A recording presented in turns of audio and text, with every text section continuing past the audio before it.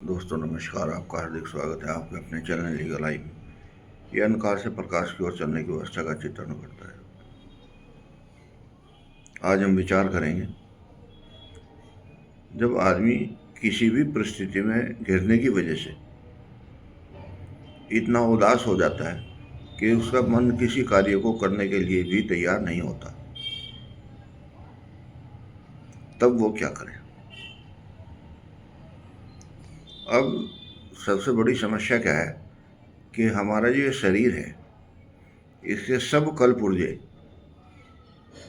मस्तिष्क से संचालित होते हैं, और मस्तिष्क अगर प्रमाद में आ गया, आलस्य में आ गया या डिप्रेशन में आ गया, तो सारे कल पुर्जे जो है वो अपना काम छोड़ देते हैं या अलग अलग ढंग से करते हैं। जिस ढंग के लिए उन्हें बनाया गया वो काम पूरा नहीं करते, तब आदमी उदास हो जाता है।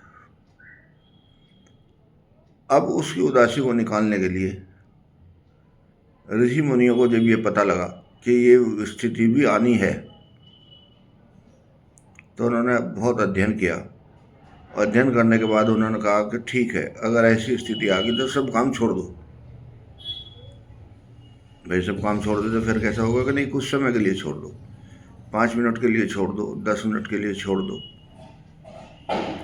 इस 10 मिनट में क्या करें कि आँख बंद करके बैठ जाओ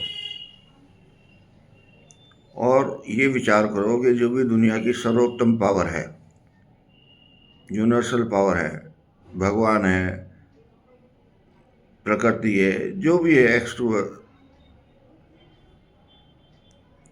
जो जीरो से हीरो तक है, उसका मूल्यांकन करो कि मैंने छोड़ दिया, अब मेरी हिम्मत से बाहर है, अब आप मेरा रास्ता अपने आप तय करें और चुप होकर बैठ जाए।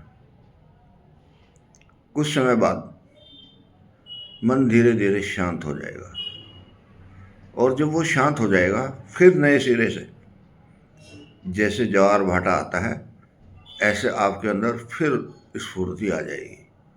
वो स्फूर्ति कहाँ से आएगी? वो आत्मा की जो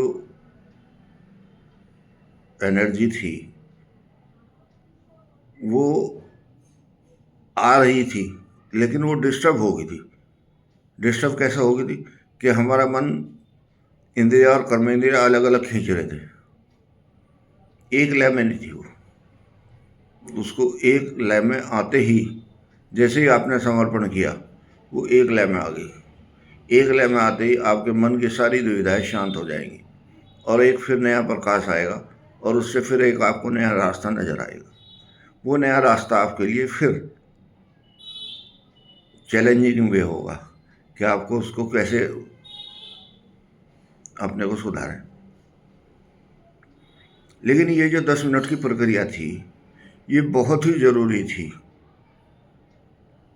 अगर ये प्रक्रिया ना होती तो मस्तिष्क शांत ना होता, और मस्तिष्क जब शांत हुआ तो उसकी स्थिति ऐसी है जैसे एक पानी से भरे हुए बर्तन में आप चेहरा देखते हैं तो साफ दिखाई देता है, लेकिन अगर उसमें कोई ऊपर से चीज़ डाल दें तो उसकी तरंगे उठ के वो चेहरा विकृत हो जाता है। ये जो विकृति आई है, ये उसमें हिलने की वजह से आई है। पानी तो तब भी वही था, अब भी वही है। ये जो बार बार मस्तिष्क इधर उधर दौड़ रहा था, इसकी वजह से वो विकृति बनती जा रही थी। इसको आपने छोड़ दिया, समर्पण कर दिया, ईश्वर ने अपने आप आपको अडॉप्ट कर लिया। उसको ये कहने की जरूरत नहीं है कि आप अडॉप्ट कर लो, वो तो स्वाभाविक रूप से ही अडॉप्ट कर लेगा आपको। और अगर आप कहने की स्थिति में हैं तो 10 मिनट जाप कर लें, मन बिल्कुल शांत हो जाएगा, पावरफुल हो जाएगा। ऐसे जैसे गाड़ी की सर्विस कराने के बाद उसके सारे कल पुर्जे फिर ठीक से काम करने लगते हैं। ये जो सर्विस है, ये सर्विस ही ध्यान और जाप की है। इससे ज़्यादा आवश्यकता नहीं है आदमी को कुछ इधर उधर ढूंढने की, क्योंकि उसके लिए तो उसने खुद अपना पैमाना तय कर रखा है। जिसको वो ज़्यादा फ्रीक्वेंसी देना चाहता है वो उसको फ्रीक्वेंसी दे देता है। उसके लिए उसे किसी को टूल्स को जोड़ने की आवश्यकता नहीं है, क्योंकि उसने अनलिमिटेड टूल्स शरीर के अंदर फिट कर रखे हैं। आपने समर्पण करने का संकल्प लिया और उधर से पावर आई और आप रीजनरेट हो गए।